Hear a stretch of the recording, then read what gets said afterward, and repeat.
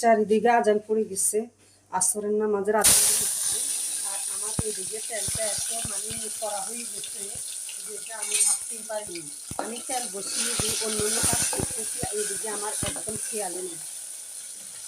আমি আর তারপরও আমি হঠাৎ করে আমি তাকাইছি আর দেখতে পাচ্ছি এখানে গুঁড়া মাছ বসাবো, সেই জন্যে আগে তেলটা বসিয়ে দিচ্ছে।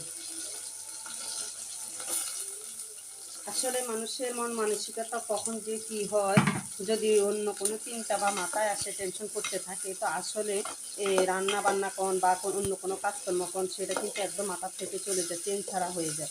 আসলে এই সময় আমি একটা জিনিস ভাবতেছি, যেটা সত্য কথা, আমার বড় ভাইয়ের বিয়ে নিয়ে ভাবতেছি। আমার ভাবি মারা গেছে, প্রায় 7-8 মাস চলতেছে, ভাইয়ের সফরে থাকে। সেই দিক দিয়ে আমি ভাইয়ের বিয়ের কথা ভাবতে ভাবতে আমার তেল এত কড়া হয়েছে। যাই হোক, হঠাৎ করে আমার দেখার পরে আমি মানে খুব সুবিধা হলো, ভালো হলো, না হলে তো সবগুলো জ্বলে যেত। দেখ, এখানে একটা শিং মাছ তেলের মধ্যে আগে দিয়ে দিচ্ছি। আর এখানে সামান্য একটু গুঁড়া মাছ, এই যে এই গুঁড়া মাছটা এখন পাকাবো। এগুলো আজকে পুকুরে পেয়েছে, দেখছেন, অল্প হলেও পুকুরের জিনিস অনেক মজাদার জিনিস।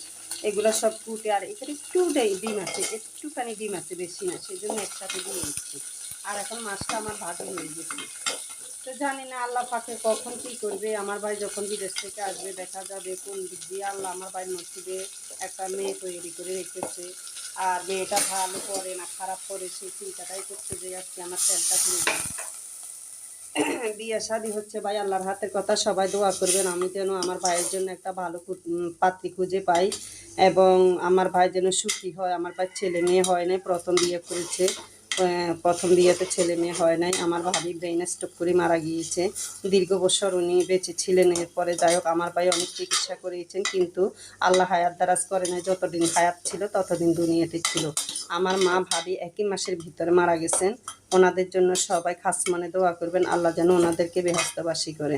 সেই জন্য সাথে আরেকটু দোয়া করবেন, আমার ভাই যেন একটা ভালো পাত্রী বিয়ে করতে পারে, যেন সারা জীবন তারা সুখে শান্তিতে দিনগুলো কাটাতে পারে। এই ফাঁকে আরেকটি কথা, আমি এই যে গুঁড়া মাছটা বসালাম, আমার এই গুঁড়া মাছটা যেন একদম সুস্বাদু হয়।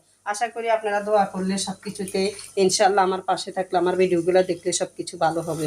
কারণ আমি যখনই পাঠ করি, যখনই কিছু তৈরি করি, যখনই কোনো জায়গা থেকে যখন একটি ব্লগ তৈরি করি, আমি সাথে সাথে আপনাদের সাথে শেয়ার করি, যেন আপনারা আমার পাশে থেকে লাইক কমেন্ট শেয়ার করে দিতে পারেন। কেননা আমার বন্ধুরা তো সবসময় আমাকে যে ভালোবাসা দিতেছে, ইনশাল্লাহ আমি আমার বন্ধুদেরকে ভালোবাসা দিতেছি। আশা করি এই ভালোবাসার মধ্যে যেন আমরা সবাই এগিয়ে যেতে পারি এবং সফলতা অর্জন করতে পারি। এই ফেসবুকে সবাই সবার বন্ধু হয়ে যেতে পারি, সবাই